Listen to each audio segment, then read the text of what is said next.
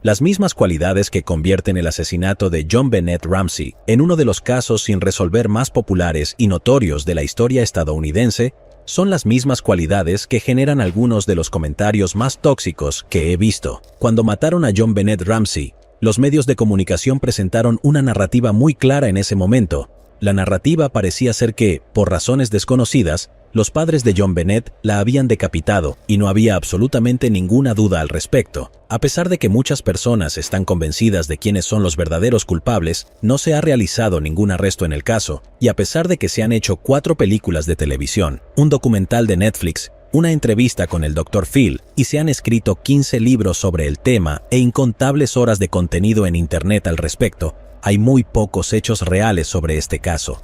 Parece que virtualmente cada detalle sobre este enigma, por insignificante que parezca, sigue siendo motivo de un debate acalorado entre los expertos. Esta excepcional cantidad de dudas con respecto a los detalles del caso ha dado lugar a 4 teorías principales, cada una de las cuales es tanto incuestionable como irrefutable. Y naturalmente, las teorías principales tienen innumerables ramificaciones también.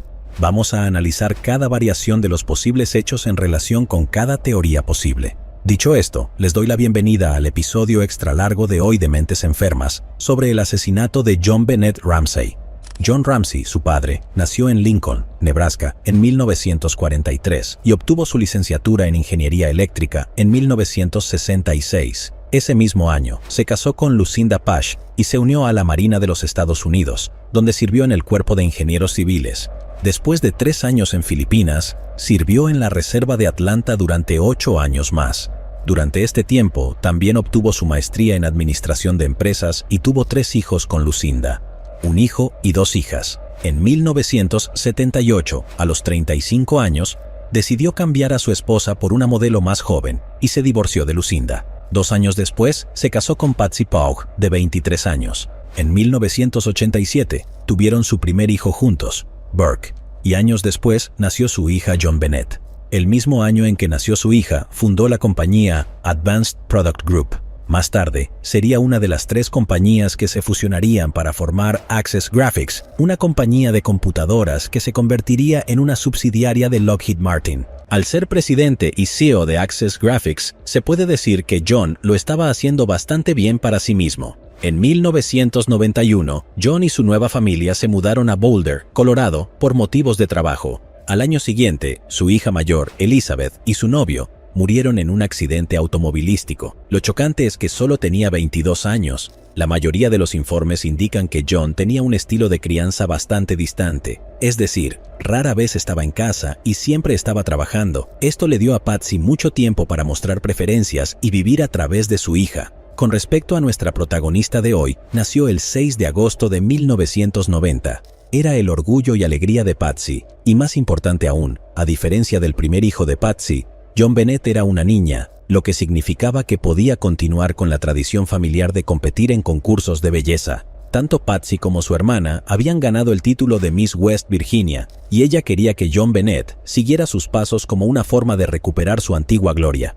A decir verdad, probablemente suene extremadamente cínico, seamos realistas aquí, pero los concursos de belleza infantiles son extraños y espeluznantes. Es difícil imaginar que a un niño se le ocurra la idea de competir en uno de estos concursos por sí solo. Incluso si lo hicieran, si mi hija de 5 años se me acercara y dijera, me gustaría probar trajes de baño, ropa de noche y que mi apariencia física sea juzgada por adultos, la respuesta sería un rotundo, no, ahora ve a tu habitación mientras desconecto el internet. Sé que hay partes de ese país, predominantemente en el sur, donde los concursos de belleza son una cosa mucho más grande culturalmente, y cosas así se consideran más normales, pero siento que mi respuesta sería apropiada, tal vez incluso una reacción insuficiente. Obviamente, todavía existe la posibilidad de que los concursos fueran idea de Patsy, y que JonBenét realmente los disfrutara como una experiencia de unión con su madre, pero parece más probable que Patsy la presionara para participar en ellos. Pintaba mal amigos, pintaba mal tanto su padre como su medio hermano mayor, John Andrew Ramsey, La describieron como a una chica que le gustaba correr y jugar afuera con su hermano, aparentemente indiferente a la idea de ser una reina de belleza. Las personas pueden gustar de dos cosas diferentes, por lo que esto apenas es condenatorio. La evidencia más sólida proviene de JonBenét misma, una amiga de Patsy de Atlanta, y su hija, que tenía la misma edad que Burke, fueron de visita. Había una vitrina especial, hecha para exhibir los trofeos de los concursos de belleza de JonBenét. Y cuando la hija preguntó por ellos, JonBenét respondió: «No son realmente míos, son los trofeos de mi mamá».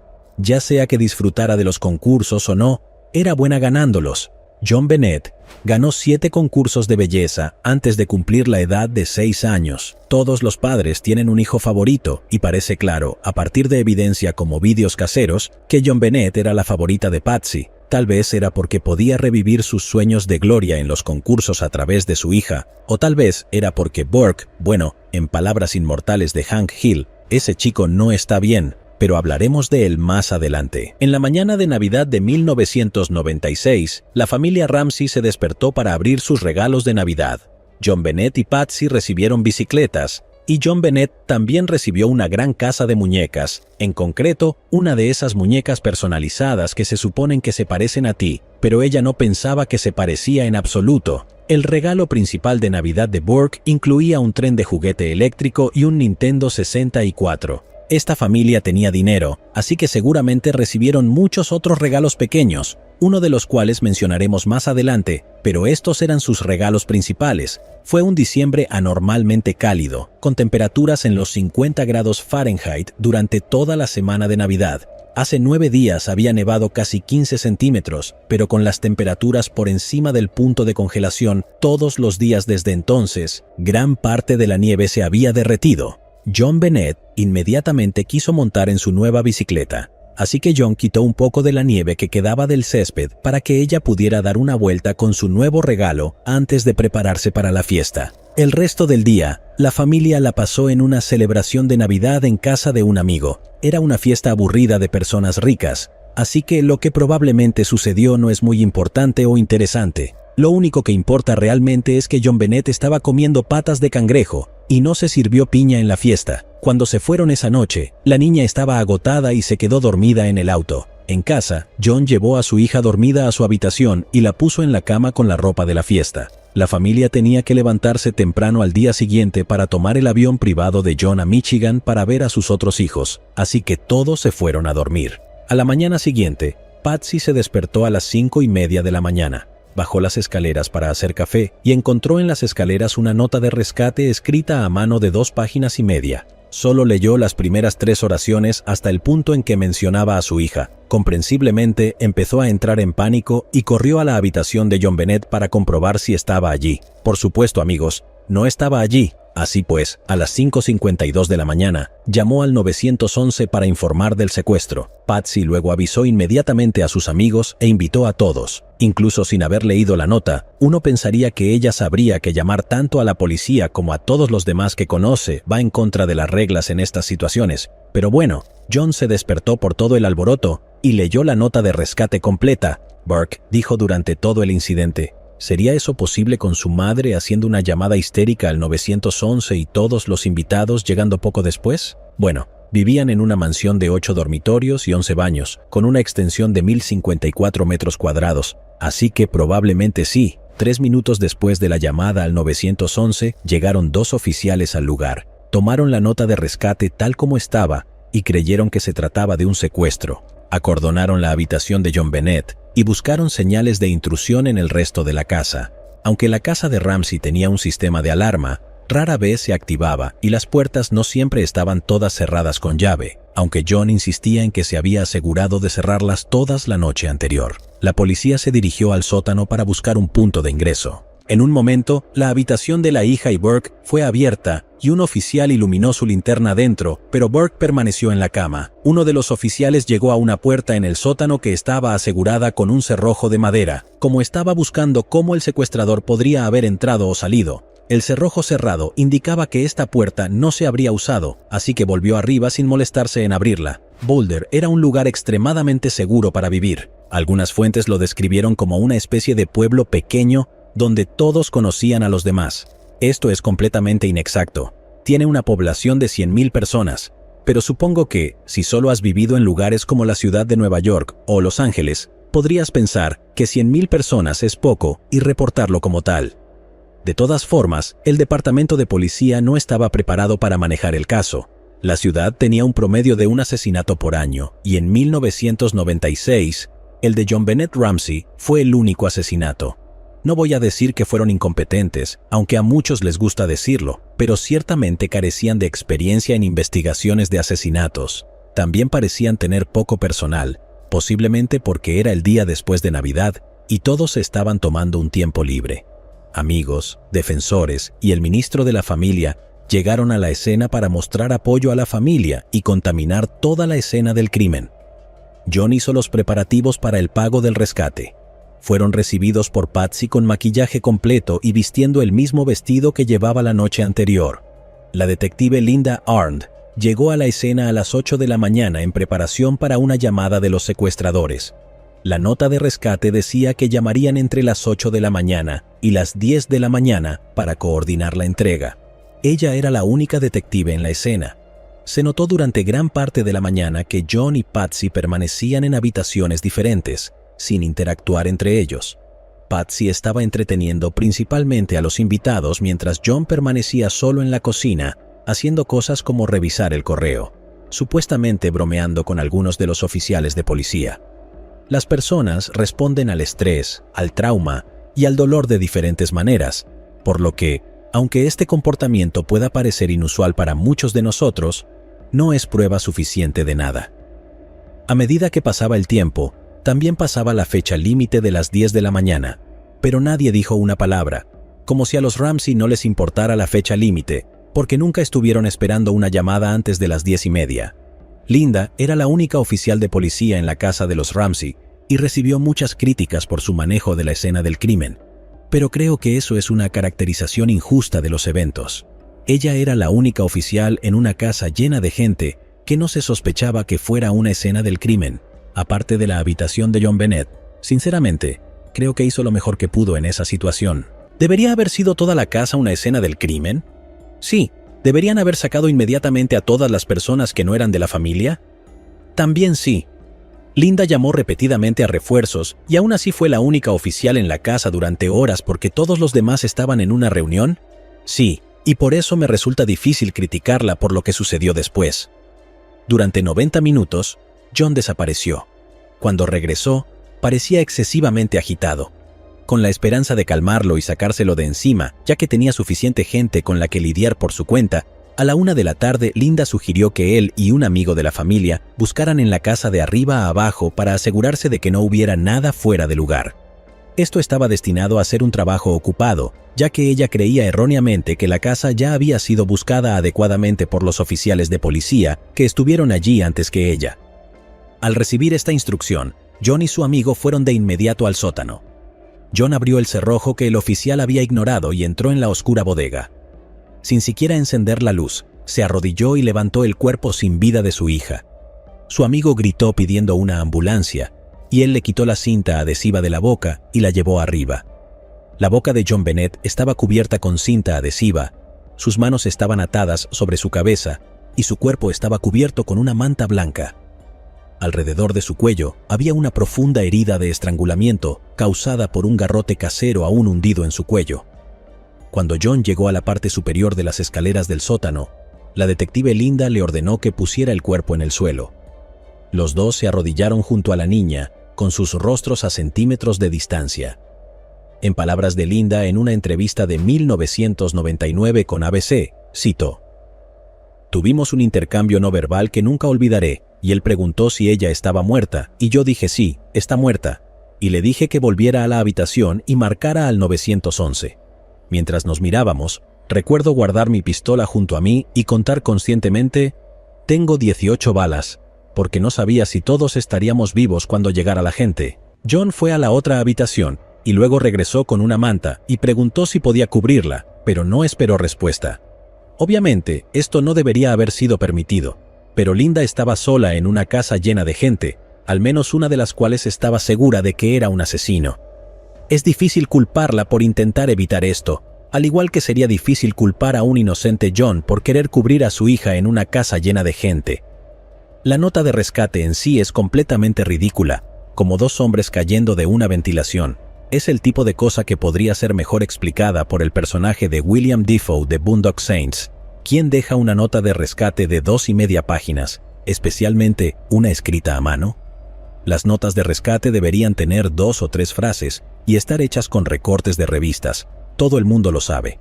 Nada en la nota es creíble en absoluto, y claramente es el resultado de alguien que ha visto demasiadas películas y estaba tratando de sonar como un villano de la pantalla grande, en lugar de un secuestrador de la vida real. Podría simplemente decir que es una nota de rescate falsa y dejarlo así, pero hay tan pocas pruebas reales en este caso, y considerando que toda la escena del crimen fue contaminada, eso no sería suficiente. La nota juega un papel importante en todas las diversas teorías sobre este caso, así que quiero asegurarme de que entiendas completamente su contenido al intentar decidir a qué teoría te suscribes. Cito: Señor Ramsey, escuche cuidadosamente. Somos un grupo de individuos que representan una pequeña facción extranjera. No lo son. Si fueran de una pequeña facción de cualquier cosa, no se identificarían como tal. Además, ninguna facción extranjera se identifica como extranjera, porque para ellos no son extranjeros, son canadienses o armenios o lo que sea. Incluso cuando viven en el extranjero, las personas rara vez se identifican personalmente como extranjeros. Es una apertura completamente extraña que pone inmediatamente en duda todo lo demás. Respetamos tu empresa, pero no el país al que sirve. La palabra empresa, expresada en inglés en la carta, está mal escrita, y antes de la palabra respetamos se pueden ver las palabras hacemos y no tachadas. Esto indica que originalmente el autor iba a decir que no respetan su empresa. Si bien el cambio es peculiar, la necesidad de mostrar algún tipo de respeto hacia la persona cuya hija secuestraron es aún más extraña. En este momento, tenemos a tu hija en nuestro poder. Nuevamente, poder en inglés está mal escrito. Este es el segundo error de ortografía en 2 frases. Parece que los autores están tratando de establecer al escritor como extranjero o poco letrado, algo que no se sustenta con la longitud de la carta. El resto de la carta está libre de estos errores, por lo que o se olvidaron de su plan o sintieron que ya habían establecido lo que necesitaban y que nadie notaría cuán evidentemente fuera de lugar estaban estos errores ortográficos. Ella está a salvo y sin heridas, y si quieres verla en 1997, debes seguir nuestras instrucciones al pie de la letra. Esto es claramente una mentira, ya que ahora sabemos que ella está muerta, pero también es innecesariamente teatral. Retire $118,000 de su cuenta. $100,000 estarán en billetes de $100 y los 18,000 restantes en billetes de $20. El tipo vive en un palacio, y su empresa acaba de publicar ganancias de $1,000 millones para el año.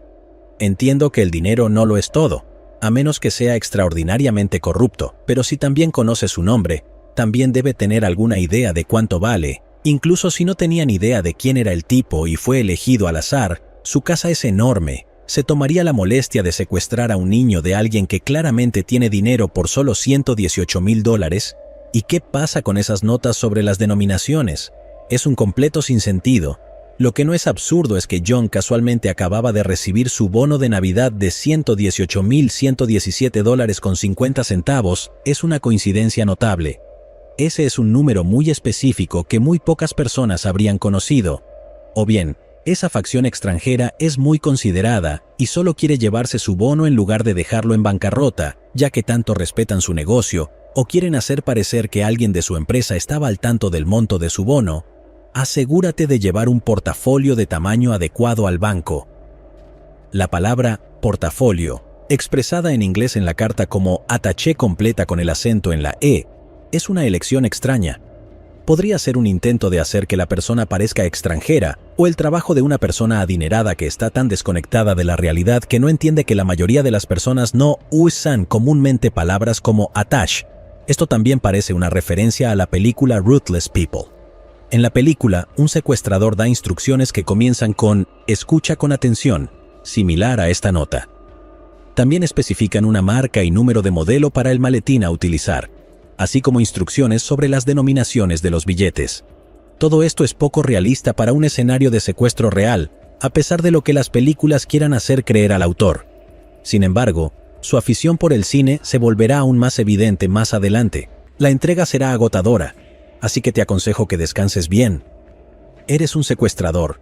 ¿Por qué te importa si están descansados o no? Además, la nota fue dejada en medio de la noche mientras dormían. ¿No deberían estar descansados cuando la vieran? También es muy similar a una línea de la película Harry el Sucio. Si te vigilamos mientras obtienes el dinero temprano, podríamos llamarte temprano para acordar una entrega más temprana del dinero y, por lo tanto, una recogida más temprana de tu hija. La nota indica que de alguna manera están siendo vigilados, pero incluso si Patsy no hubiera leído la nota completa antes de invitar a todo el pueblo, John la había leído antes de que llegara alguien. Uno pensaría que estarían preocupados por haber violado los términos de la nota de rescate que alegaba que estaban siendo vigilados, pero no lo estaban. El autor también tacha la palabra entrega con respecto a John Bennett y la cambia por recogida. Siempre es como si el autor tuviera dificultades para recordar de qué lado de la nota se supone que está, o bien se dieron cuenta después de escribirlo de que ningún secuestrador entregaría realmente a su hija, exponiéndose a sí mismos, sino que simplemente la dejarían en algún lugar para que la recogieran después de obtener el dinero.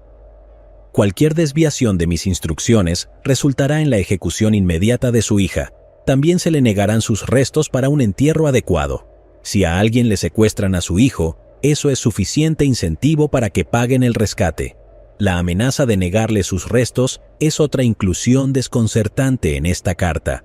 Nadie pensaría, voy a ir a la policía en lugar de pagar porque, ya sabes, jugaré a los dados con la vida de mi hija, pero si no puede tener un buen entierro cristiano, supongo que definitivamente tendré que escuchar. La cita continúa. Los dos caballeros que vigilan a su hija no les agradan ustedes particularmente, así que les aconsejo que no los provoquen. Hablar con cualquier persona sobre su situación, como la policía, el FBI, etc., resultará en la decapitación de su hija. Una vez más, el autor intenta indicar que se trata de un grupo de personas. La amenaza específica de la decapitación parece ser otro intento de legitimarlos como una facción extranjera, ya que Estados Unidos no es uno de los países conocidos por sus decapitaciones. También podría ser una referencia a la película Nick of Time, en la que el secuestrador amenaza con cortarle la cabeza a una niña. El detalle mucho más importante aquí es que las siglas FBI están escritas con puntos después de cada letra. Esto es extremadamente inusual e incluso va en contra de la guía de estilo moderna de AP. Si te descubrimos hablando con un perro callejero, ella muere. Si alertas a las autoridades bancarias, ella muere. Si el dinero está marcado o manipulado de alguna manera, ella muere. Si el dinero está marcado o manipulado de alguna manera, ella muere.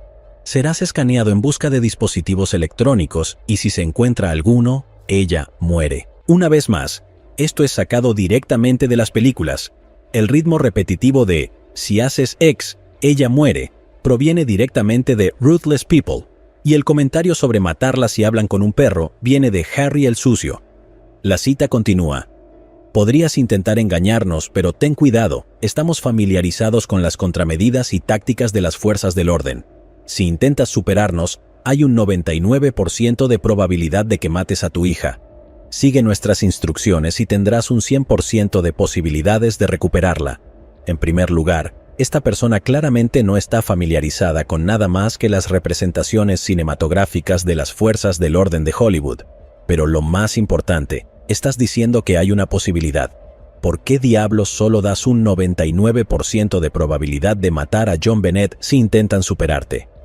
Tal vez el aumento del 99% al 100% en la línea siguiente sonaba más teatral para el autor, pero ¿qué nota de rescate propone que tienen a tu hija y que están casi seguros de que su plan funcionará? Alguien con muchas dudas sobre sí mismo. La cita continúa. Tú y tu familia están bajo constante escrutinio, al igual que las autoridades. Bueno, vaya, probablemente no deberían haber llamado a tanta gente por allí. Además, esto es 1996, no hay cámaras de seguridad para piratear. ¿Estás diciendo que estás estacionado afuera observando? ¿Podían ir a saludar? La cita continúa. No intentes cultivar un cerebro, John. Literalmente, esta es una cita de la película Speed. Es una frase tan extraña que es difícil imaginar que el autor no se diera cuenta de que alguien notaría de inmediato que, a pesar de la introducción formal, Parece que los secuestradores ahora conocen a John por su nombre de pila. La cita continúa. No eres el único gato gordo por aquí, así que no pienses que matar será difícil. No nos subestimes, John. Usa ese buen sentido común sureño tuyo. Ahora depende de ti, John. El uso de la frase gato gordo a menudo se señala como fuera de lugar para una facción extranjera, y aunque estaban en Colorado, parecían saber que John era del sur originalmente. Parece poco probable que pudieran conocer ese detalle sobre él y no entender que $118,000 eran una gota en el océano en comparación con lo que tenía en el banco. Al final, la carta estaba firmada como Victoria SBTC.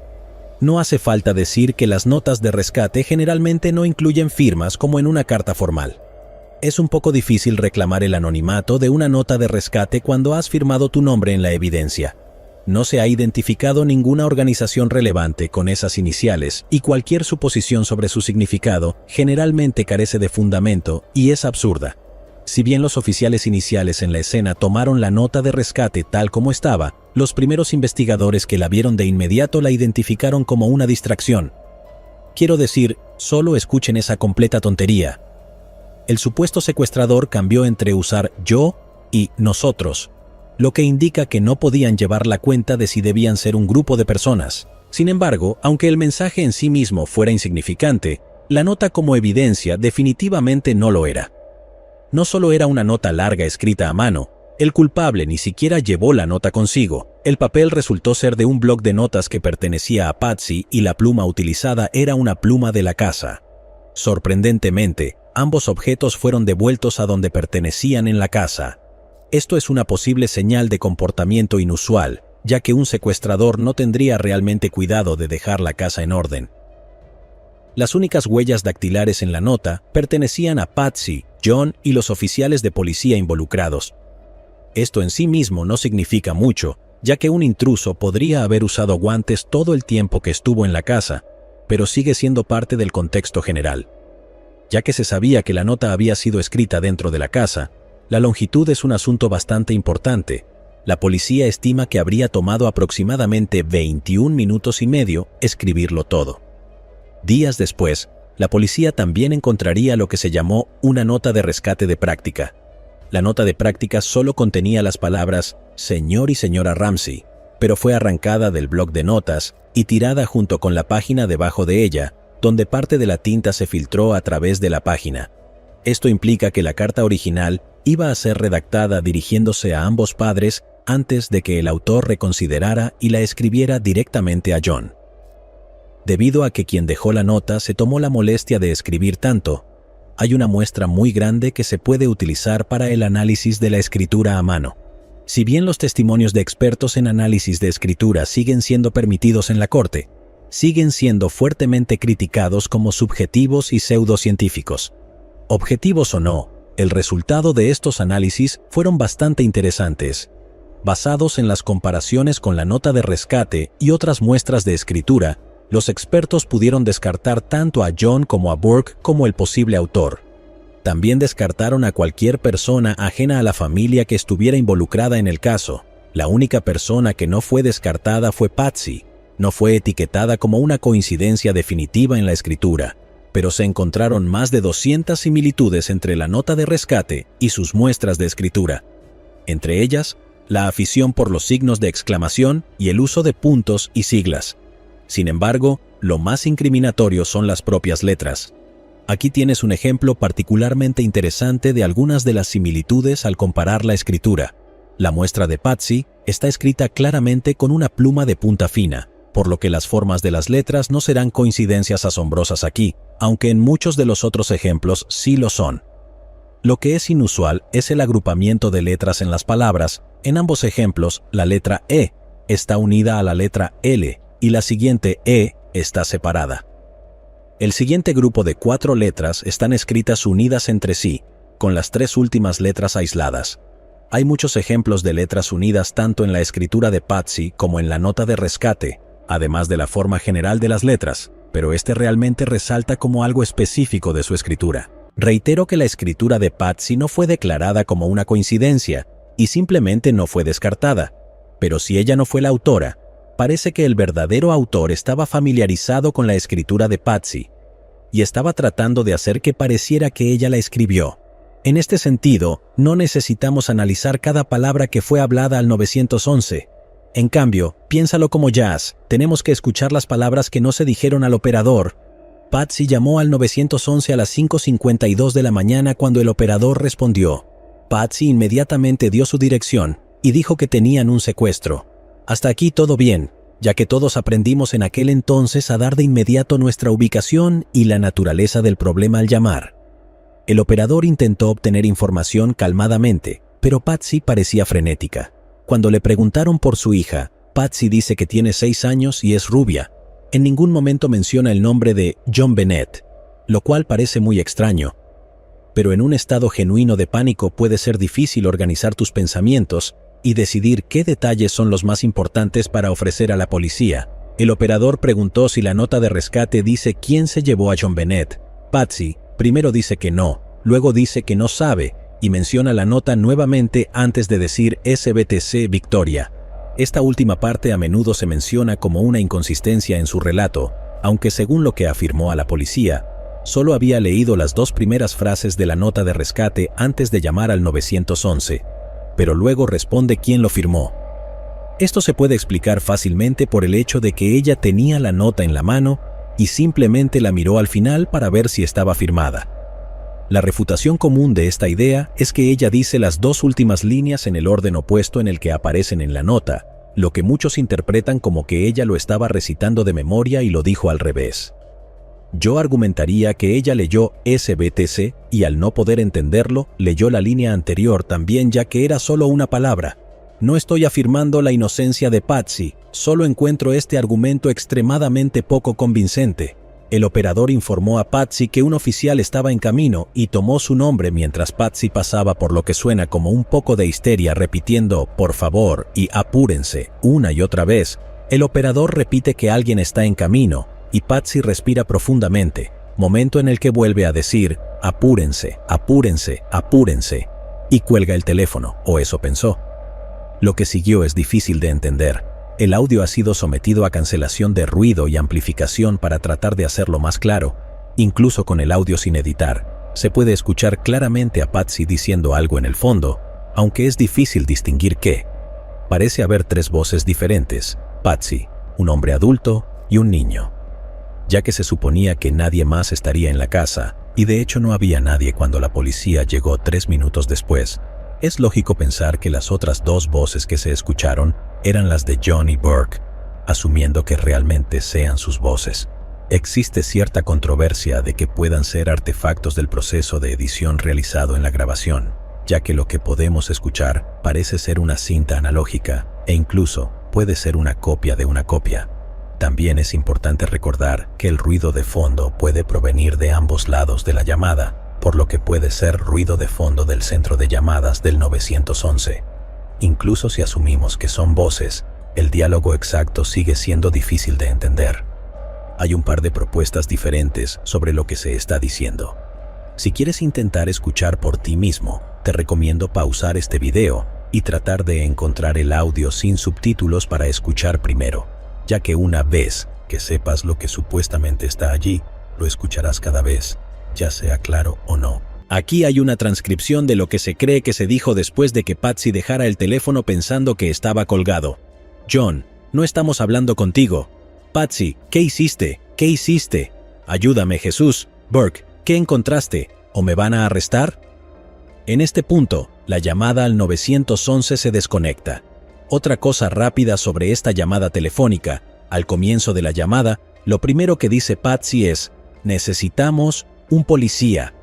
Especialmente con la pausa en su oración, suena mucho como si estuviera a punto de decir, oh, necesitamos una ambulancia para John Bennett, antes de recordar que se suponía que era un secuestro. Es posible que estuviera diciendo que necesitaba una ambulancia por instinto porque normalmente es para lo que se llama al 911. Seguro, todo es posible en este caso, por eso todavía está sin resolver. Lo único que parece que no debería ser posible es lo único que sabemos con certeza, la forma brutal en que John Bennett fue asesinada. Cuando John Bennett fue encontrada en el sótano, tenía una marca de estrangulamiento profunda alrededor de su cuello con el cordón del garaje todavía unido. La estrangulación fue la causa oficial de su muerte, pero no fue su única lesión. Aunque no parecía haber signos de ello al verla, John Bennett también sufrió una fractura de cráneo de aproximadamente 8 pulgadas como resultado de un traumatismo contundente severo. Eso es aproximadamente la longitud de toda su cabeza. El informe inicial indicaba que la fractura de cráneo ocurrió aproximadamente 1 hora y media a 2 horas antes de que fuera estrangulada hasta la muerte. Aunque hubiera sido fatal si no se hubiera tratado, otras pruebas sugieren que la fractura pudo haber ocurrido después de que ya estuviera muerta. Los rasguños en su cuello indican que puede haber estado luchando por soltar la cuerda alrededor de su cuello mientras se sofocaba y se encontró ADN debajo de sus uñas años después.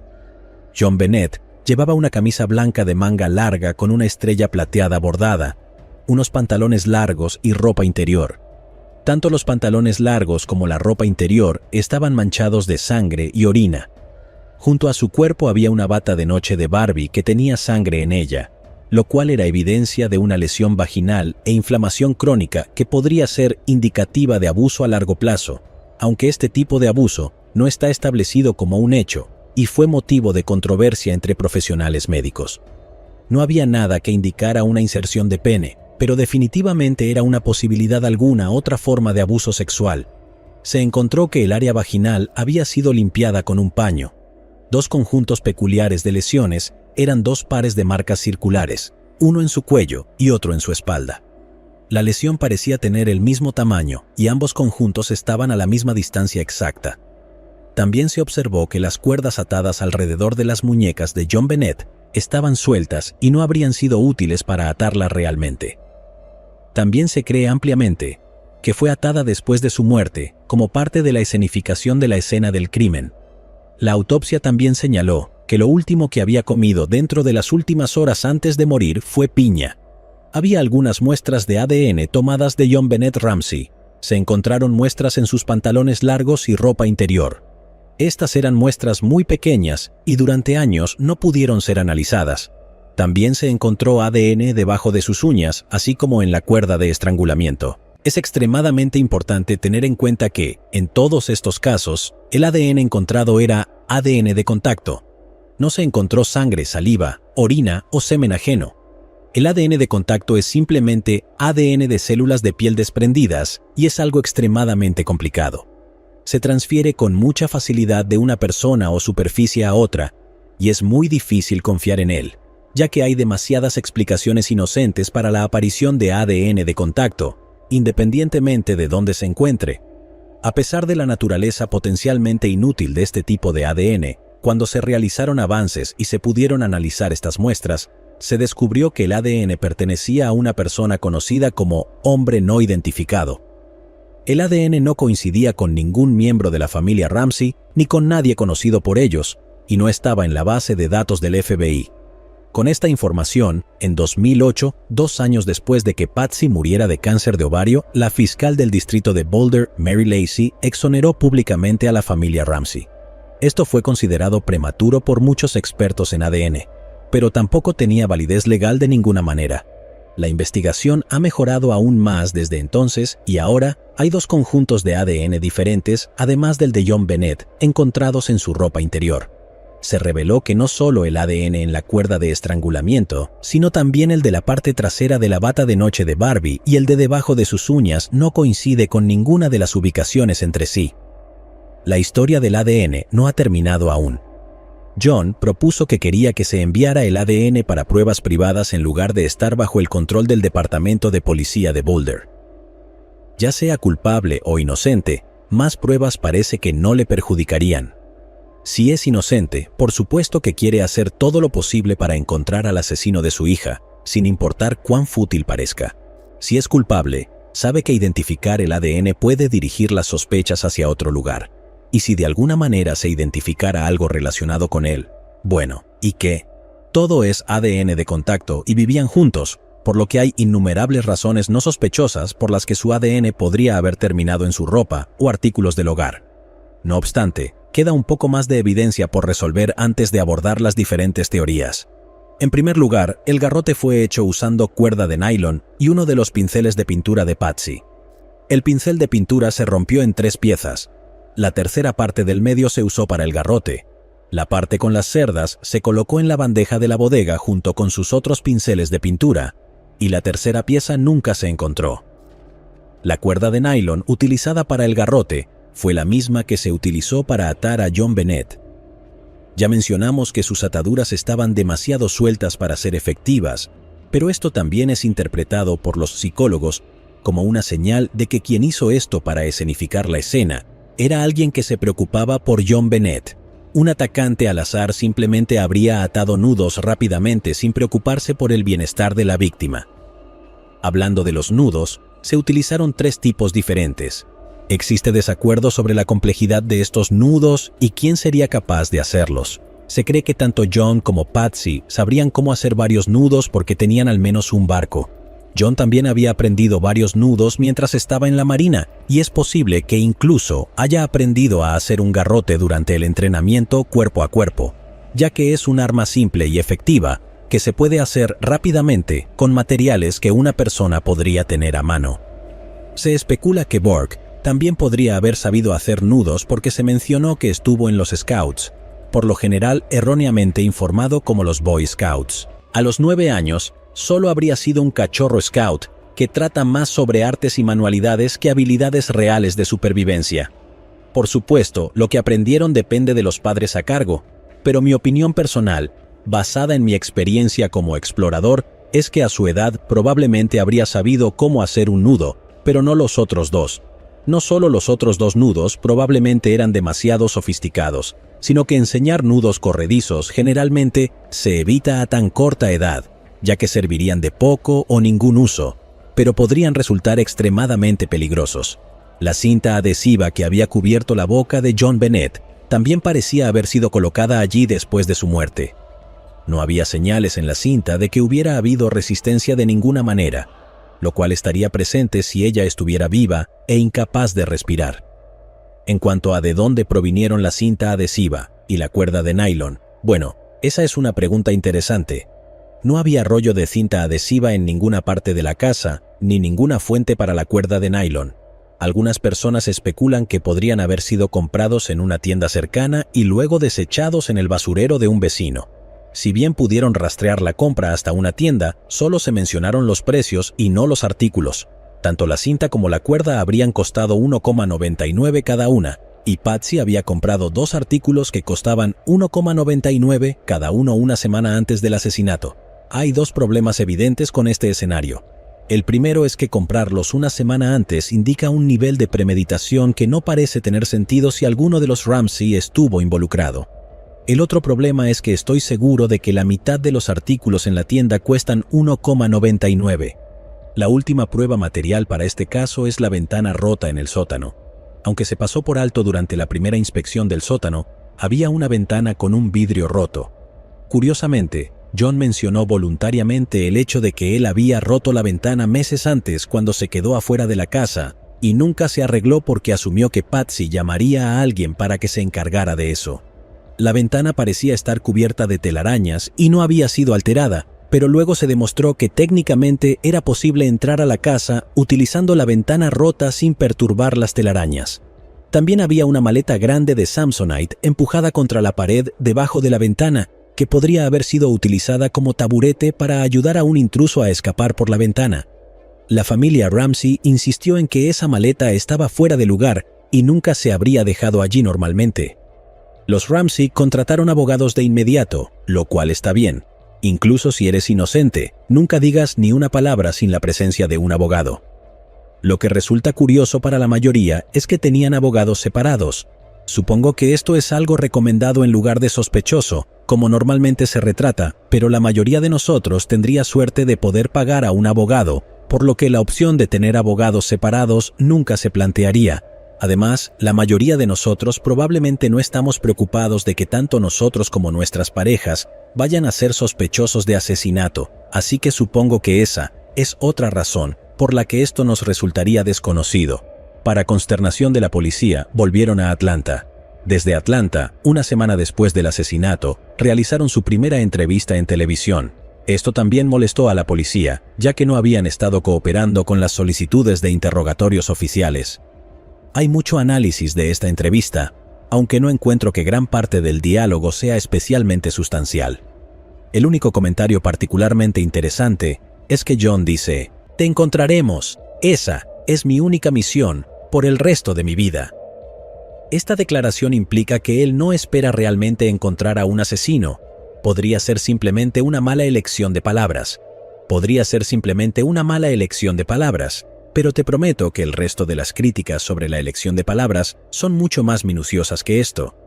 La conclusión más importante de esta entrevista es su comportamiento y comunicación no verbal. En primer lugar, supuestamente Patsy parece estar bajo los efectos de algo. Su hija fue asesinada y se convirtió en una noticia internacional de la noche a la mañana, y ahora está haciendo una entrevista en televisión.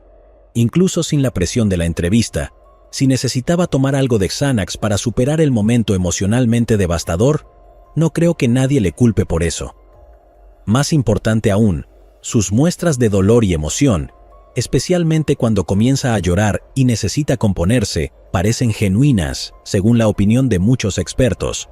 Por otro lado, las emociones de John son analizadas como falsas o engañosas.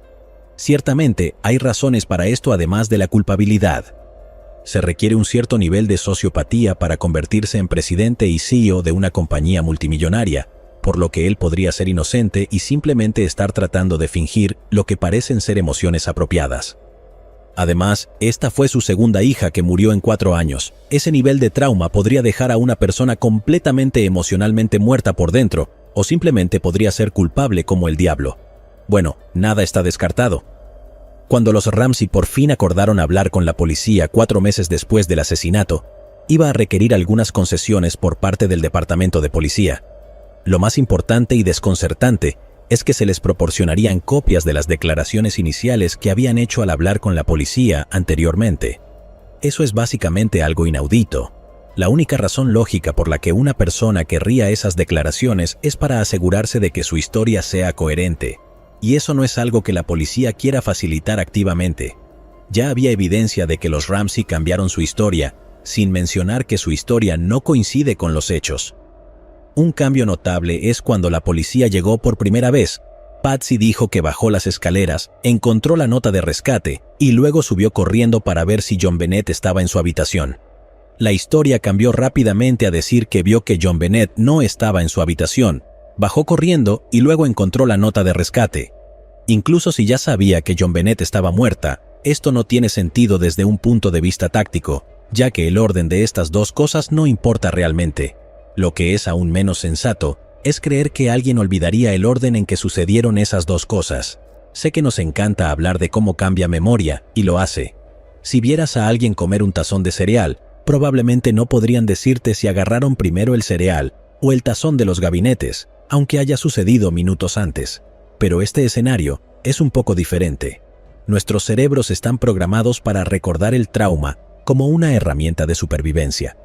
Se ha vuelto considerablemente menos importante a medida que la sociedad avanza, pero nuestros cerebros aún no se han adaptado a eso. Probablemente puedas recordar cada cosa verdaderamente aterradora o vergonzosa que te haya sucedido a lo largo de tu vida con detalles innecesarios. Esos recuerdos aparecen aleatoriamente en tu cerebro con mucha más frecuencia de la que te gustaría. Con algo tan poderosamente traumático como esto, definitivamente recordarías si tu hija estaba desaparecida y luego encontraste una nota de rescate, o si encontraste una nota de rescate y luego descubriste que tu hija realmente estaba desaparecida. Puede que estés en desacuerdo e incluso estés pensando algo como que ella está tratando de reprimir los recuerdos, pero hay mucho debate sobre si los recuerdos reprimidos existen o no. Yo mantengo mi posición de que no podría olvidar el orden de esas dos cosas, pero como dije, casi cada detalle de este caso está fuertemente discutido. Pero ahora por fin ha llegado el momento.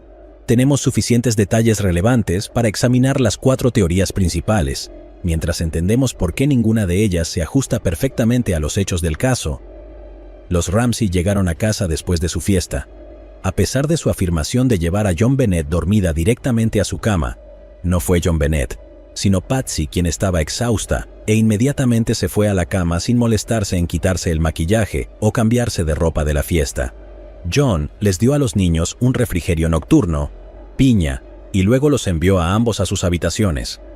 Uno de los grandes problemas con lo que sucedería a continuación es que no hay un motivo aparente si aceptamos que la inflamación crónica significaba que John Bennett estaba siendo abusada sexualmente y que su padre fue el perpetrador.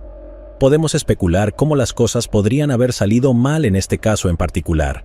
Sin embargo, no había signos de lucha en la habitación de John Bennett, lo que hace menos probable que esto haya sido simplemente un incidente de abuso que salió mal.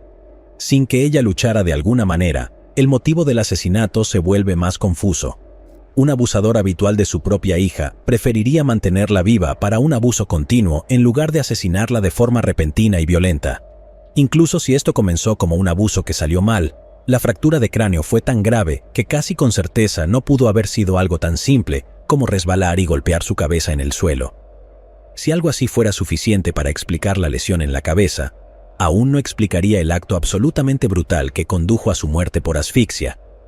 Es realmente preocupante que incluso si John fuera un depredador, la motivación no solo para el asesinato, sino para un asesinato tan brutal, simplemente no tendría sentido. Esto es preocupante porque muchos otros detalles tendrían sentido. Independientemente de su motivo, con John Bennett muerta, John se encargó de escenificar la escena. Escribió la ridícula nota de rescate tratando de disfrazar la escritura como la de su convenientemente llamada esposa, Patsy. La lógica aquí sería que incluso si ella fuera sospechosa de alguna manera, era inocente, por lo que no habría evidencia que la relacionara con el crimen. Alternativamente, tal vez solo quería asegurarse de que la escritura no pareciera suya, y que nada más importara, o que la de ella fuera la única escritura que imitaría sin que pareciera demasiado inusual. Realmente no importaba porque en este escenario nunca se suponía que hubiera un cuerpo, y por lo tanto, la nota de rescate parecería más auténtica. Aunque John había dicho voluntariamente que rompió la ventana meses antes, en realidad la rompió esa noche. Se suponía que debía ser escenificada como el punto de entrada de los secuestradores, pero se estaba quedando sin tiempo y necesitaba ir a la cama antes de que su esposa se despertara. Tampoco podía arriesgarse a gatear por la ventana y cubrirse de suciedad y telarañas para luego volver a la cama en ese estado. Con el cuerpo de John Bennett escenificado y oculto en la bodega de vinos, él regresó a la cama. Lo único que quedaba era que Patsy se despertara y encontrara la nota y correría hacia él. Luego la enviaría a ella y a Burke a ir a quedarse en algún lugar seguro durante el día mientras él se preparaba para el rescate por su cuenta, tal como decía la nota. Esto le daría todo el día para deshacerse del cuerpo.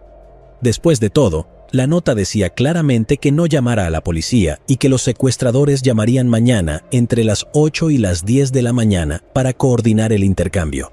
Se estaba dando un día entero de soledad para deshacerse del cuerpo, retirar los $118,000 que todavía estaban líquidos y en inversiones congeladas, y crear una excusa razonable para no ir a la policía ese día. Solo estaba siguiendo las instrucciones de los secuestradores. Habría sido un plan casi perfecto, excepto por dos fallas fatales. La primera es que, si la persona despierta y encuentra una nota dejada durante la noche que menciona mañana, es probable que asuma que mañana, desde el punto de vista del autor, es en realidad hoy. La otra falla fue que no se dio cuenta de que Patsy querría tener a su bebé de vuelta y no se tomó la molestia de leer el guión especulativo de John para Netflix antes de llamar a la policía. Tampoco se tomó la molestia de consultar con él, lo que le habría dado la oportunidad de discutir todo el debate sobre mañana e intentar convencerla de que no llamara a la policía. Tan pronto como Patsy llamó al 911, John se dio cuenta de que estaba jodido. Había estado intentando escenificar el secuestro, y una gran parte de eso era romper la ventana y deshacer el cerrojo para proporcionar un punto de entrada plausible. Sin embargo, él nunca había gateado a través de ella, por lo que aún había telarañas intactas, y ciertamente no podía hacerlo ahora con la policía en camino. Esta ventana era una evidencia clara de que había habido una puesta en escena, así que ahora tenía que intentar deshacer la puesta en escena. Cerró la ventana e inventó la historia de que la había roto meses antes. Pasó bastante tiempo antes de que dijera que había bajado solo al sótano en un momento dado y que cerró la ventana y notó la maleta contra la pared, también dejada allí como parte de la puesta en escena, pero no mencionó ninguna de estas cosas a la policía en ese momento. Si alguien supuestamente irrumpió en tu casa y secuestró a tu hijo y encontraste un posible punto de entrada, ¿no crees que lo mencionarías a la policía?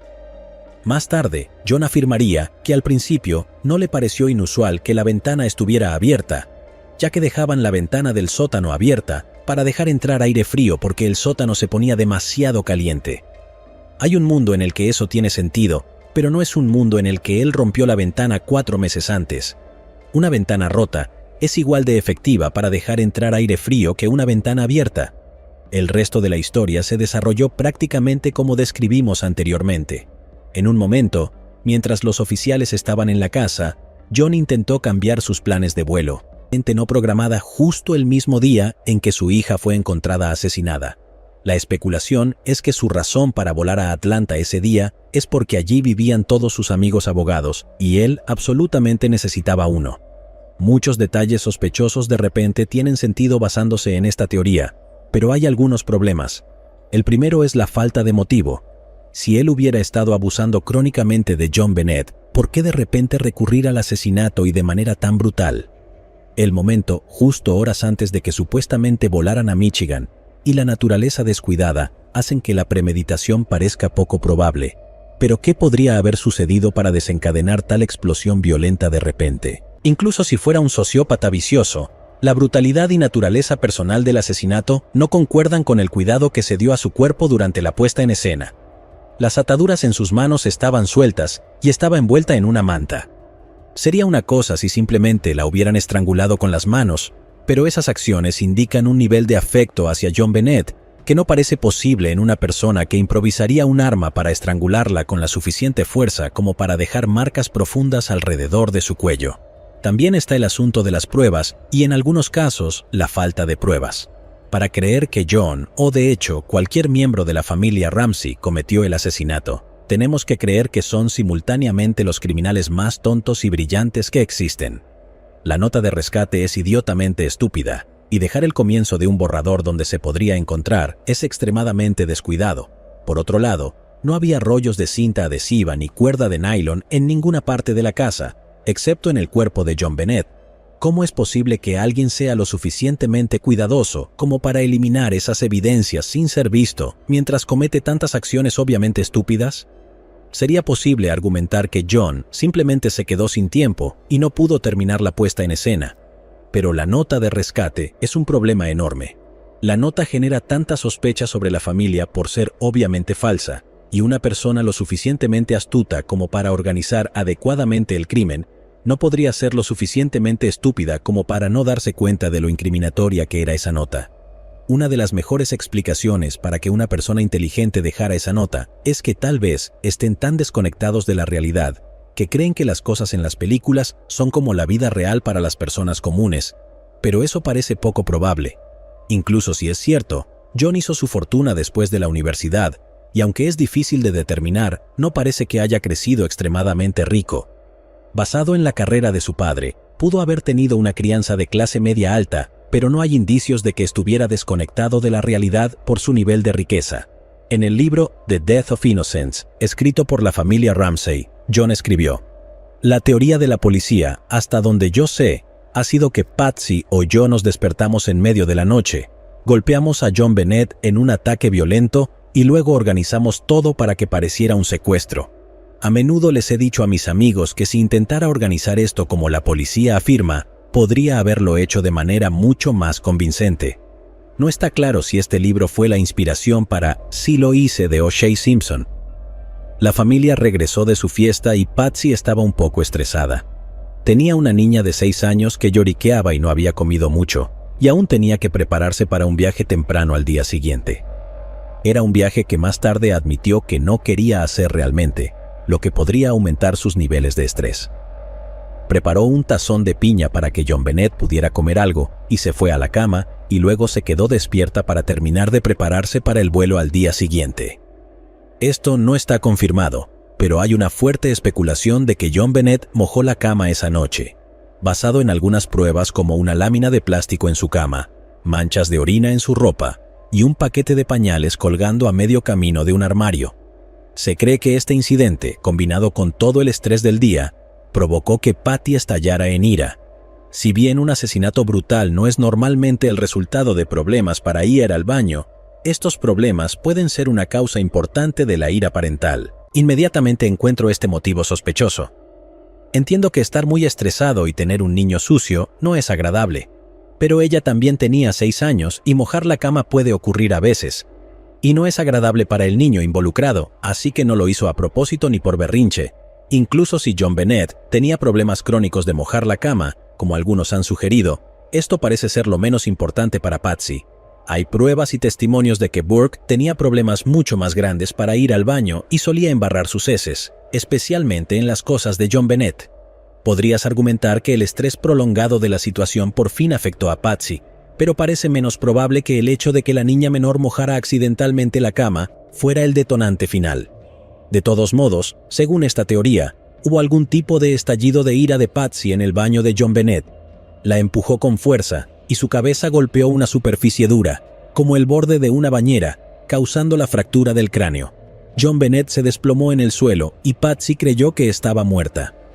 Aunque una llamada al 911 podría haberle salvado la vida en ese momento, Patsy creía que ya estaba muerta y temía la investigación que seguiría como resultado. Aunque la lesión había sido un accidente, llevó a su hija a la parte más remota de la casa con la esperanza de simular un secuestro que salió mal. Patsy agarró lo primero que encontró, uno de sus pinceles de pintura, y lo rompió para usar el mango como garrote. Lo apretó firmemente alrededor del cuello de John Bennett y la asfixió desde atrás para crear las marcas de estrangulamiento. Aunque aún estaba viva, John Bennett sufrió tanto trauma en la cabeza que no despertaría durante sus últimos momentos. Continuó con su escenificación, escribiendo la nota de rescate y colocándola en algún lugar donde sabía que John la encontraría. Sin embargo, el tiempo se le escapó y escuchó a John moverse arriba. Como aún no había regresado a su cama, tuvo que actuar rápidamente. Agarró la nota, gritó y marcó el 911. John bajó las escaleras sin tener idea de lo que había sucedido. Después de llamar al 911, Patsy invitó de inmediato a cuantas personas pudo, un acto deliberado de contaminación de la escena del crimen que dificultaría cualquier investigación potencial. John reconoció de inmediato la nota de rescate como escrita por su esposa y se mantuvo distante de ella toda la mañana. Desconfiaba de ella, pero aún no sabía exactamente lo que había hecho. Más tarde, por la mañana, cuando desapareció durante 90 minutos, es posible que haya encontrado el cuerpo. Cuando regresó, estaba conmocionado y parecía agitado, ya que había descubierto el cuerpo de su hija y comprendido que su esposa era la asesina. Ahora tenía que debatirse entre entregar a su esposa o mentir para defenderla. También temía que él mismo pudiera caer bajo sospecha si se revelaba que su esposa era la asesina, así que decidió guardar silencio. Cuando la detective Linda le dijo que buscara en la casa, él fue de inmediato a recuperar el cuerpo, sabiendo que no podía mantener la compostura al intentar ocultar su cuerpo, aunque decidió estar del lado de su esposa. Una vez más, esta teoría explica muchas cosas, pero no aborda otras. Aunque puede que no sea la más convincente, Patsy tendría un motivo más claro que John en esta situación. Puede parecer poco probable que Patsy se descontrolara porque su hija pequeña mojara la cama, pero no conocemos su estado mental exacto en el momento antes de enterarse, ni el estrés continuo de la supuesta enuresis crónica y las aventuras fecales de Burke, lo cual podría haberla desgastado al final. Esta teoría también ofrece una mejor explicación de por qué Patsy aún llevaba la ropa de la noche anterior y estaba completamente maquillada. Ella nunca se fue a dormir. También es más probable que la nota de rescate falsa haya sido escrita por Patsy que por alguien intentando disfrazar su escritura como la de ella, ya que la escritura es demasiado similar, pero nuevamente no definitivamente suya. Explica por qué en la llamada al 911 parece que ella comienza por pedir una ambulancia, pero luego se detiene y se corrige a sí misma, pidiendo en cambio a la policía. Hay un hecho simple que arroja muchas dudas sobre esta teoría en particular. Patsy llamó al 911, ignorando lo absolutamente ridículo del contenido de la nota de rescate. A lo largo de la nota está claro que no deben llamar a la policía de ninguna manera. Si Patsy fue la autora de la nota, y especialmente si pretendía que John la encontrara, es desconcertante que ella ignorara sus propias instrucciones y llamara inmediatamente a la policía, Tal vez en el momento en que escuchó a John moverse arriba, la gravedad total de lo que había sucedido y lo horrible de la nota que había escrito terminó hundiéndola. Tal vez se dio cuenta de que John reconocería de inmediato la escritura como la suya y necesitaba tomar el control de la situación. No tenía idea de lo que John haría cuando viera la nota y supiera que Patsy era quien la había escrito, así que no podía arriesgarse a quedarse sola con él. Necesitaba a la policía allí lo antes posible en un intento de llevar a John a su lado. Esta teoría tampoco explica las posibles heridas defensivas en el cuello de John Bennett, así como algunos otros detalles. Como dije, ninguna de las teorías encaja perfectamente.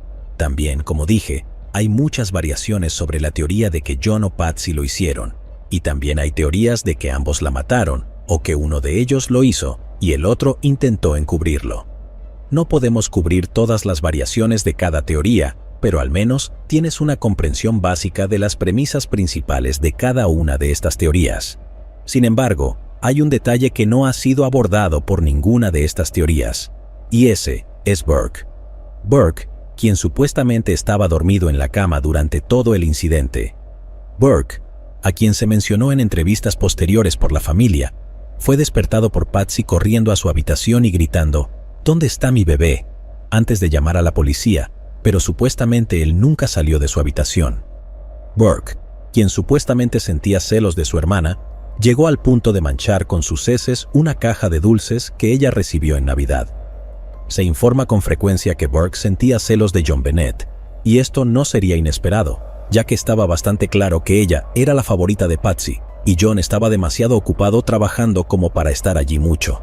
También se informa que con frecuencia era culpable de ensuciar con heces y dejarlas como pequeños regalos, como prendas con heces depositadas en la habitación de John Bennett, o en un caso, heces del tamaño de una toronja dejadas en la cama de John Bennett, según una de las empleadas de la casa de los Ramsey.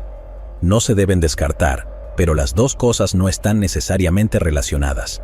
Existen al menos 8 trastornos psicológicos diferentes en los que ensuciar con heces puede ser un síntoma, y Burke definitivamente es un poco raro, por lo que casi con certeza sufre al menos uno de ellos. No vamos a adivinar su diagnóstico, pero como dije, ese chico no está bien. Por lo tanto, esto podría haber sido un síntoma de uno de esos trastornos en lugar de un síntoma de sus celos hacia su hermana. Ahora, antes de adentrarnos en la teoría de cómo o por qué Burke lo hizo, hay 2 fotos importantes de la escena del crimen que debes ver. La familia regresó a casa después de su fiesta de Navidad, los padres se fueron a dormir y los niños se quedaron despiertos para jugar con sus juguetes o se escaparon de nuevo al piso de abajo después de ser acostados. Burke decidió prepararse un refrigerio, así que agarró una lata de piña en cubos de la despensa para hacer su refrigerio favorito, piña con leche, junto con un vaso de té dulce. Está claro que los Ramsey cometieron al menos un delito, permitir que su hijo con frecuencia consumiera piña con leche. Esto es el equivalente infantil de una mezcla de cemento, licor irlandés con jugo de lima, y si no entiendes por qué es asqueroso, asegúrate de dejar que tus amigos te vean beberlo para que puedan disfrutar de tu reacción. Te darás cuenta por la foto de la escena del crimen que un tazón de piñas y leche todavía está casi lleno. Tal vez los ojos de Burke eran más grandes que su estómago y no pudo terminarlo, así que lo dejó allí. Para esta teoría, sin embargo, su refrigerio fue interrumpido. La piña era la comida favorita de John Bennett, así que la hija favorita de Patsy corrió a la cocina y robó un trozo de piña del tazón, y Burke estaba furioso. Preparó el refrigerio por sí mismo, y su hermana pensó que tenía derecho a ir y robarlo, no mientras él estuviera presente. Dado que él también era un niño, no tenía ni idea de una respuesta proporcional ni de su propia fuerza, especialmente en comparación con el tamaño de John Bennett. Agarró la linterna de la encimera de la cocina y la estrelló con todas sus fuerzas en el cráneo de su hermana como venganza por robar su refrigerio. Si no te diste cuenta por la foto, esto no es una pieza de plástico de una linterna, es una Maglit. Las Maglits son esas linternas poderosas y resistentes con mucho peso. También son las linternas que llevan consigo los agentes de policía y que a veces usan en lugar de porras.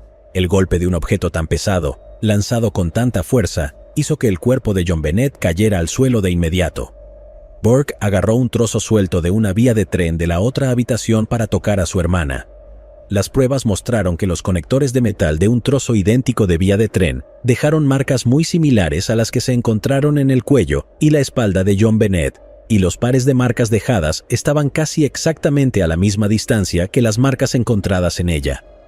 Una crítica obvia sería que deberían estar exactamente a la misma distancia, no casi exactamente, pero podría verse afectado por la curvatura del cuerpo o por las vías de tren sueltas en el suelo que fueron pisadas y se doblaron ligeramente.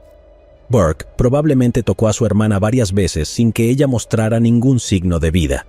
Quizás, al darse cuenta de la gravedad del ataque, llamó a sus padres, o tal vez ellos bajaron por su cuenta. De una forma u otra, los Ramsey bajaron y vieron a su hija en el suelo y, asumiendo que estaba muerta, enviaron a Burke a su habitación y le ordenaron que se quedara adentro pase lo que pase.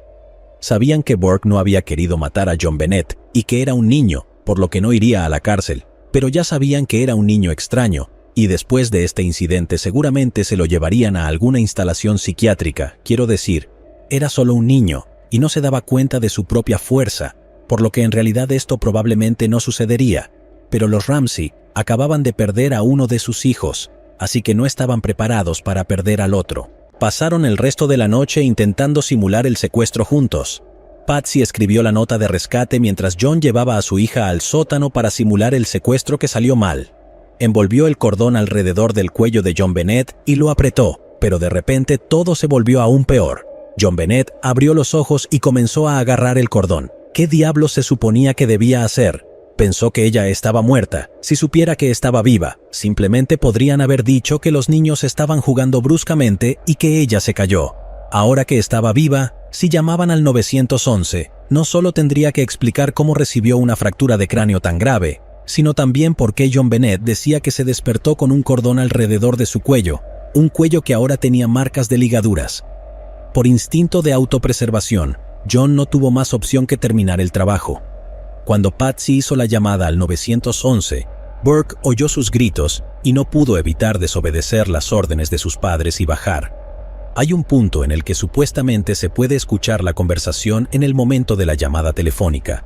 Si se hubiera escondido en su habitación después de golpear a su hermana y los Ramsey hubieran encontrado a John Bennett por su cuenta, tendría sentido el intercambio de ¿qué hiciste?, seguido de ¿qué encontraste?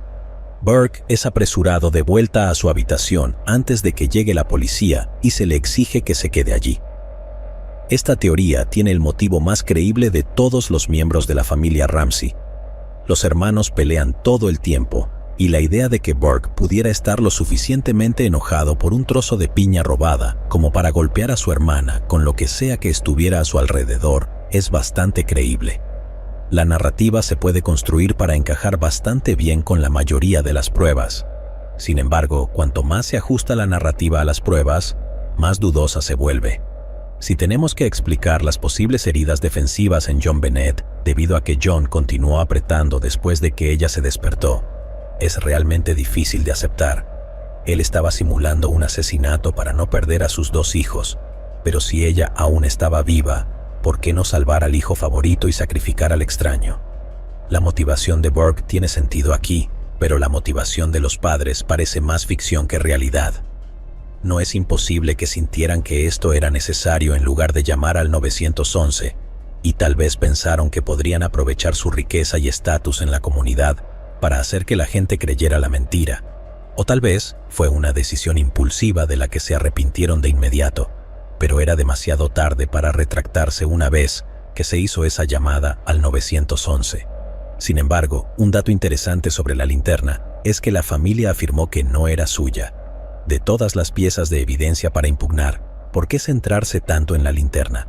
Si tu respuesta es porque fue el arma del asesinato, eso solo lo hace más extraño. La mayoría de las personas tienen una linterna, así que eso no es raro o sospechoso, incluso si se descubrió que era la fuente de la fractura del cráneo. Si un intruso se hizo sentir como en casa y usó su pluma y papel para tomarse su tiempo escribiendo una larga nota de rescate, ¿qué lo detendría de usar algo de la casa como arma? Negar tan enérgicamente que la Maglite les perteneciera no parece tener mucho sentido.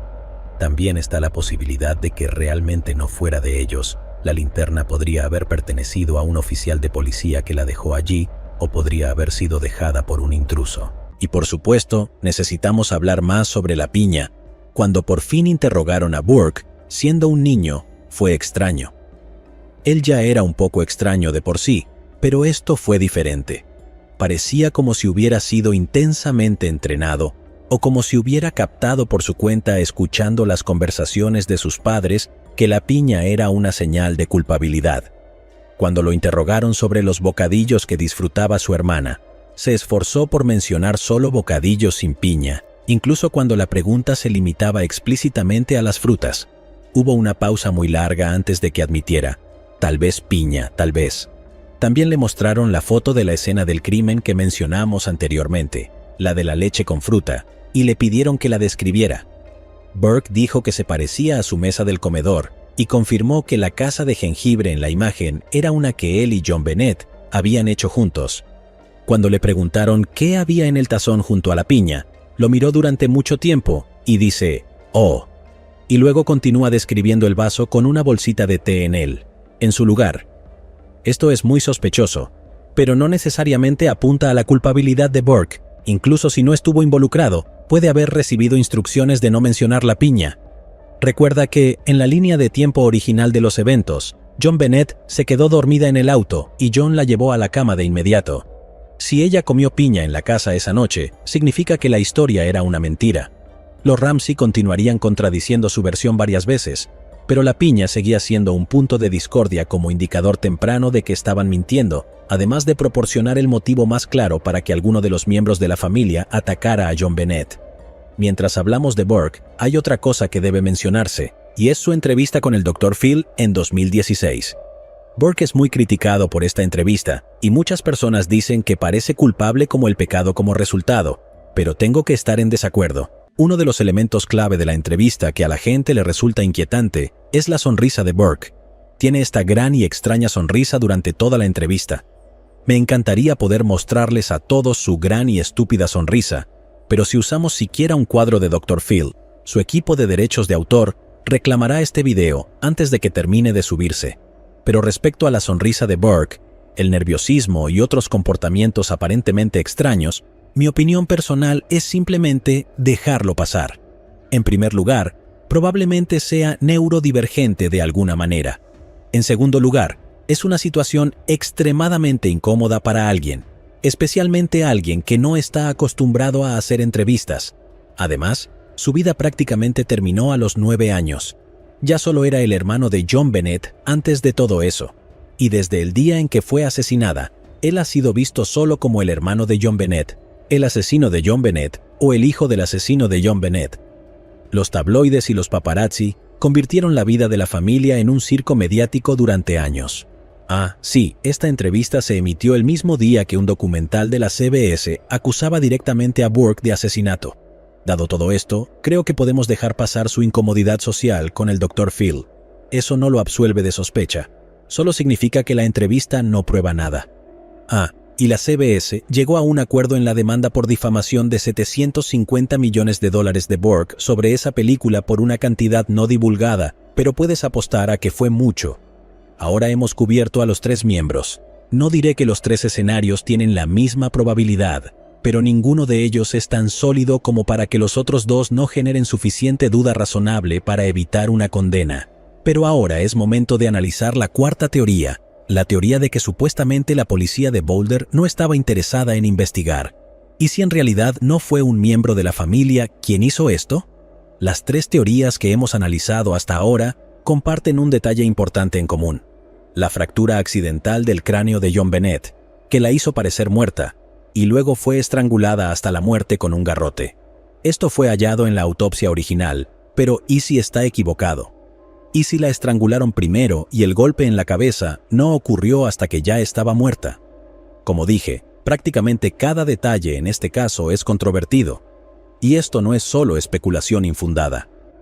Una fractura de cráneo del tamaño de la de John Bennett probablemente estaría acompañada de una hemorragia cerebral importante, pero no se informó de dicha hemorragia en la autopsia.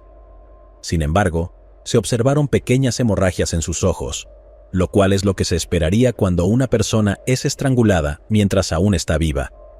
Esto parecería indicar que, para el momento de la fractura del cráneo, el corazón de John Bennett ya había dejado de latir. Esta es una distinción extremadamente importante, porque si bien no descarta a un miembro de la familia, hace que sea mucho menos probable.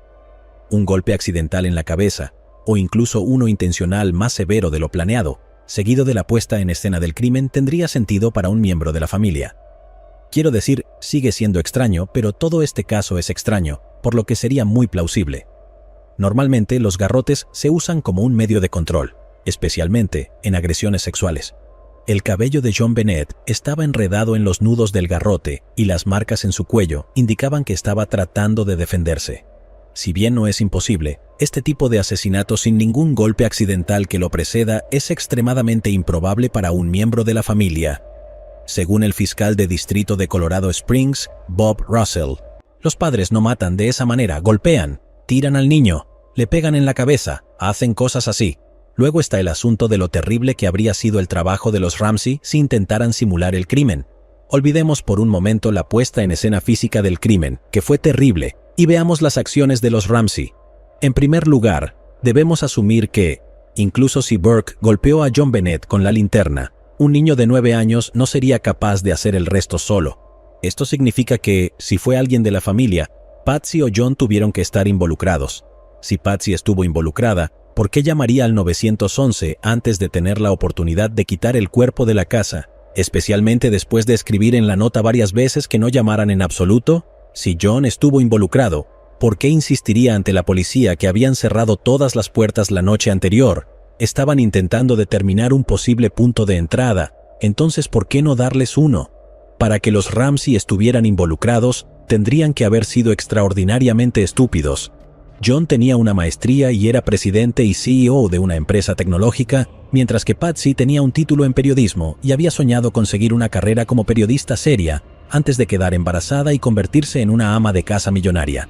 Parece casi imposible creer que alguno de ellos pudiera haber sido tan profundamente estúpido como para arruinar su puesta en escena en el nivel más básico. O tal vez son brillantes y están jugando algún tipo de juego loco de ajedrez en 4D que ni siquiera puedo comprender, pero eso parece aún menos probable. Si el golpe no vino primero, tanto el método de asesinato como el terrible intento de puesta en escena pone lejos a los Ramsey como sospechosos. Eso está bien, y es suficiente para tener dudas razonables, pero ¿hay alguna evidencia que apunte a que fue otra persona? Para empezar, está la absurda nota de rescate. Dado lo largo de la nota y lo tranquilo y sereno que parecía ser el autor, algunos creen que es probable que la nota haya sido escrita después del asesinato. Un miembro de la familia habría estado extremadamente en pánico, e incluso un asesino experimentado habría estado demasiado lleno de adrenalina como para ser capaz de estar quieto el tiempo suficiente para escribir algo tan extenso. De hecho, habría tomado más de 20 minutos escribir la nota. Entonces, ¿dónde habría encontrado el asesino el tiempo? Se espera que creamos que entraron a la casa y se sentaron en una silla para escribir todo mientras la familia dormía y luego cometieron el asesinato. No necesariamente, el asesino podría haber estado allí todo el tiempo. Incluso si todas las puertas estaban cerradas con llave esa noche después de la fiesta, un intruso podría haber entrado a la casa mientras estaban en la fiesta. Con tantas ventanas y puertas en el primer piso, así como balcones potencialmente accesibles, hay una miríada de posibles puntos de entrada. Y las puertas pueden haber estado cerradas esa noche, pero como dijimos, se alega que este no siempre fue el caso y su alarma se dejaba con frecuencia apagada. El asesino podría haber pasado horas en la casa antes de que los Ramsey regresaran a casa. Esto habría sido tiempo suficiente para estudiar e intentar copiar la escritura de Patsy. O podría haber sido alguien más conocido por la familia que ya estaba familiarizado con su escritura y también tenía tiempo para encontrar el recibo del depósito de $118,000 de John por su bono. Al copiar la escritura de Patsy e incluir la cantidad de bono extrañamente específica de John, así como hacer que la nota de rescate sea larga y tonta, el intruso habría podido construir una pieza de evidencia que implicaría a ambos Ramsey. La casa también estaba decorada con varios carteles de películas, por lo que podrían haber incluido deliberadamente muchos homenajes cinematográficos para intentar arrojar sospechas sobre la familia.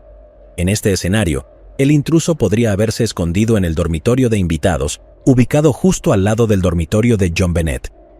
La ventana tenía una vista perfecta del camino para ver cuándo los Ramsey regresaban de la fiesta, y también estaba obstruida por un árbol. lo que dificultaba que los vecinos curiosos o transeúntes vieran que alguien estaba en la ventana. El baño del dormitorio de invitados tenía 2 cajones parcialmente abiertos, algo que parecía fuera de lugar para una casa que regularmente era atendida por empleadas domésticas. Además, se encontró una cuerda de escalada en la habitación. No se ha determinado el origen de esta cuerda, pero supuestamente no pertenece a los Ramsey. Es posible, como sugirió John, que pudiera haber pertenecido a su hijo John Andrew de su matrimonio anterior, quien solía usar frecuentemente la habitación de invitados y disfrutaba de acampar y cosas por el estilo. Pero la cuerda sigue siendo desconocida. También está el asunto del ADN. Mencionamos antes que el ADN de un hombre no identificado que estaba en la ropa de John Bennett, específicamente en ambos lados de la cintura de sus calzoncillos largos, así como mezclado en 2 gotas de su sangre que se encontraron en su ropa interior. Se cree que el sangrado es el resultado de una agresión sexual, por lo que este ADN de contacto podría provenir de alguien que le bajó los calzoncillos y otras cosas. También está el asunto de las marcas en la espalda y el cuello de John Bennett. Se ha sugerido que estas fueron causadas por una pistola eléctrica, específicamente el taser de aire. Esta afirmación en particular ha sido objeto de mucho debate. AirTaser afirmó que su taser no podía dejar las marcas encontradas en John Bennett y que sería imposible que haya 2 conjuntos de marcas perfectamente uniformes en un niño que se retorcía, independientemente de lo que el Departamento de Relaciones Públicas de la empresa tuviera para decir. Todo el mundo debería saber que el término pistola de aturdimiento es incorrecto, ya que las taser no aturden literalmente a una persona, sino que hacen que los músculos de la persona convulsionen y normalmente provoca muchos gritos. El argumento era que cuando se usa en una niña de 6 años, la haría desmayarse en lugar de los efectos que vemos en los adultos que son atacados con ellas. Afortunadamente, esta teoría nunca se ha puesto a prueba porque, buena suerte tratando de pasar ese experimento por el comité de ética. Pero eso también significa que no hay evidencia para descartar tal afirmación. Entonces, si fue un intruso, ¿quién podría haber hecho algo así? Bueno, hay muchas teorías. Podría haber sido un amigo de la familia, alguien que conocía el mundo de los Ramsey. No hubo señales de lucha en el dormitorio de John Bennett, por lo que, si no hubo un ataque eléctrico, tendría sentido que el asesino fuera alguien que ella conocía. Otra teoría es que fue algún pervertido que la vio en los concursos de belleza y se obsesionó con ella, e incluso podría haber sido un juez de esos concursos. De hecho, hubo 2 pedófilos convictos que confesaron su asesinato. Una de esas confesiones resultó ser falsa, probablemente de alguien que buscaba notoriedad. El otro hombre confesó en varias ocasiones, más recientemente desde la cárcel en 2019. Había estado en el radar de la policía de Boulder desde al menos el 2000, pero parecen no estar convencidos por sus confesiones.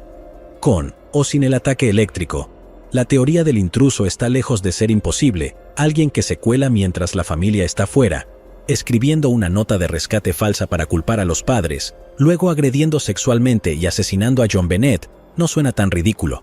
De hecho, hay un hombre para quien era la teoría principal. Si la nota de rescate suena como si perteneciera a una película, Lou Smith es el detective de esa película. Lou Smith había sido detective en un condado diferente en Colorado, pero 3 meses después de la investigación del asesinato de John Bennett, el fiscal del distrito lo sacó de su retiro para trabajar en el caso. Presumía de una carrera con más de 200 investigaciones de asesinato con una tasa de condenas del 100%. Lou Smith era el tipo, no el tipo que Boulder quería. Para dejarlo claro, una tasa de condenas del 100% en más de 200 casos es increíble. No quiero decir, wow, eso es increíblemente asombroso. Quiero decir que no lo creo. No parece posible mantener un registro tan impresionante mientras llevas a cabo todas tus investigaciones de manera completamente transparente. Estuvo involucrado en varios casos de alto perfil, así que tal vez realmente era tan bueno como dicen. Pero el registro parece un poco sospechoso. Sin embargo, recuerda que este no era un investigador privado contratado por los Ramsey para limpiar sus nombres. El tipo fue sacado de su retiro por el fiscal para obtener una condena. Lou fue el primer investigador en tomar en serio la teoría del intruso, tan en serio de hecho que llegó a declarar en su carta de renuncia en 1998 que los Ramsey no lo hicieron. Fue la persona que propuso que las marcas en John Bennett fueron hechas por el taser de aire y que la nota de rescate había sido escrita antes del asesinato. La policía de Boulder no era fan de esta línea de razonamiento, lo que al final llevó a la renuncia de Lou del caso. Después de trabajar en él durante 18 meses, sintió que la policía de Boulder había determinado de inmediato que los Ramsey eran culpables y los enfocaron como los únicos sospechosos, ignorando una cantidad sustancial de evidencia que él sentía que apuntaba al hecho de que realmente había un intruso. Lou no es la única persona que critica a la policía por parecer enfocarse únicamente en los Ramsey, solo es el único que lo hace desde adentro. Este caso es tan extenso que desearía tener más tiempo para discutir todos los detalles.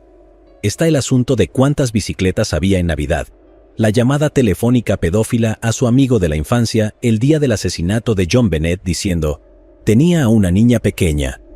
John Andrews se burló diciendo que estaba dentro del maletín Samsonite en el sótano, si John Bennett fue abusada por un adulto, o si ella y Burke estaban jugando al doctor, el debate sobre si la piña era enlatada o fresca y mucho, mucho más. En cuanto a quién lo hizo, no tengo ni idea, amigos. A menos que haya mucha más evidencia que se haya mantenido en secreto, creo que las 4 opciones son igualmente probables y tienen suficientes fallas como para que sea imposible obtener una condena ante una duda razonable. Probablemente por eso nadie ha sido acusado del asesinato. Incluso las personas que están absolutamente seguras de saber quién lo hizo pueden verse cambiando de opinión cuando se propone una nueva variación de una teoría. Llegados aquí, ¿acaso no has visto este otro crimen? Yo no me lo perdería,